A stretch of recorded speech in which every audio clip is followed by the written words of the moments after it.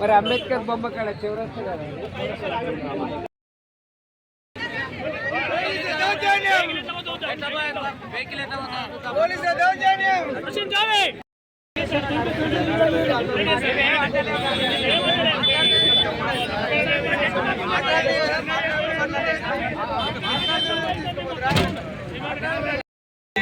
మాకు ఎక్కడన్నా ప్లేస్మెంట్ చూపించండి సార్. ఫైనల్గా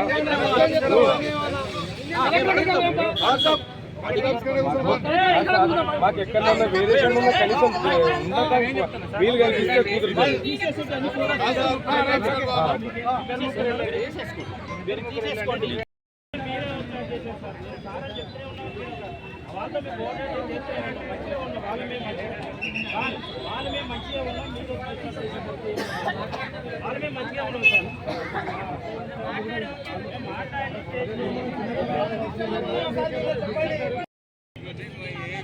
వీళ్ళందరూ ఎండ కొడితే ఎటు వెళ్ళిపోతారు, ఏ ఇబ్బంది ఉండదు.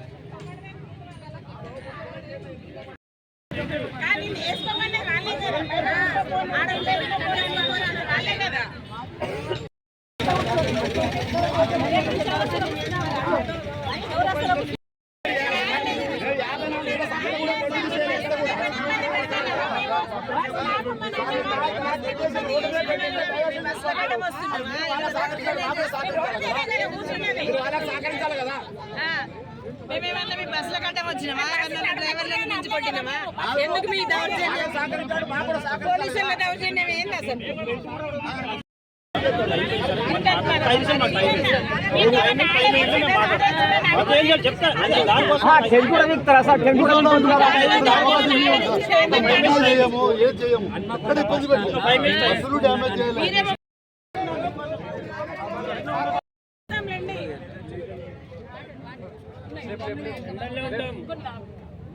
ఏం కాదు,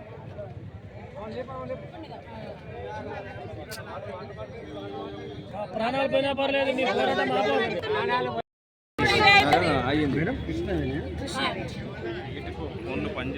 టెంట్ కూడా పీకేస్తారా? ఇంతనే మీకేమైనా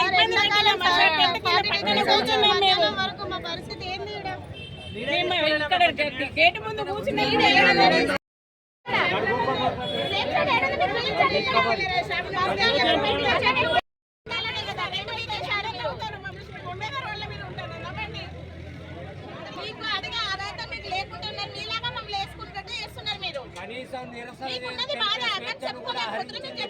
సహకరించండి మీరు. ఇక్కడ ఇది ఎక్కడ న్యాయమండి? న్యాయమేనా మీకు?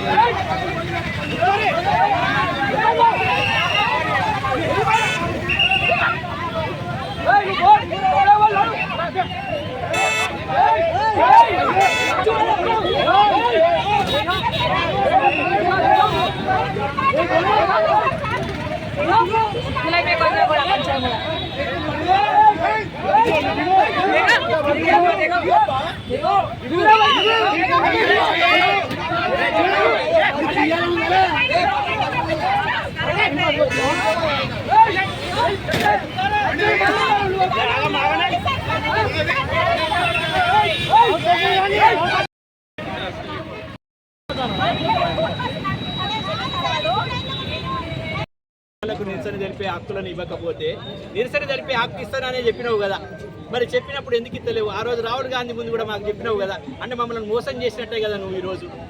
ఒక ఆర్టీసీ సమ్మెను కూడా నువ్వు సరిగ్గా శిబిరం లేకుండా టెంట్ లేకుండా చేస్తున్నావంటే నిరసన తెలిపే హక్కును ఎక్కడ ఉంచినవా నువ్వు? వీళ్ళందరూ చెప్తారు. చెప్పండి అమ్మా, మీరు చెప్పండి. రేవంత్ రెడ్డికి చెప్పండి, రేవంత్ రెడ్డికి చెప్పండి. ఆగండి, నిరసన తెలిపే హక్కుని చెప్పండి. రేవంత్ అన్న మేము నిన్న డిపో దగ్గరకు వస్తే కూడా ఆడ ధర్నా చేసుకుంటామంటే డిపో దగ్గర కూడా చేసుకోనియలేదు. సరే నేను సామరస్యంగా వాళ్ళు పోలీసు వాళ్ళతో చెప్పినా కానీ మేము ఇక్కడ గేటు బయట వచ్చి మేము టెంట్ వేసుకొని సామరస్యంగా వేసుకుంటున్నాం. అయినా కానీ ఈ రోజు వేసుకోనియకుండా పోలీసు వాళ్ళతో దౌర్జన్యంగా తీసేసి టెంట్ కూడా తీసేసిర్రు. రేవంత్ అన్న మీరు ఇచ్చిన కోరికలు మీరు అన్ని చెప్పినాయే, మీరు చెప్పిన మాటలే మీరు తప్పుతురు. ఇప్పుడు కేసీఆర్ పాలన ఉన్నప్పుడు కేసీఆర్ మాటలు ఎట్లా గట్టున పెట్టిన అన్నట్టు కేసీఆర్ పాలన ఉన్నప్పుడు మీరు కేసీఆర్ ఉన్నన్ని రోజులు ఆ పనులు కాదు, కేసీఆర్ దగ్గర గిన్నె లేదు, పప్పుడు కది అవన్నీ అని మాట్లాడిరు. మీరు మాటలు ఎక్కడ పోయినాయి రేవంత్ అన్న?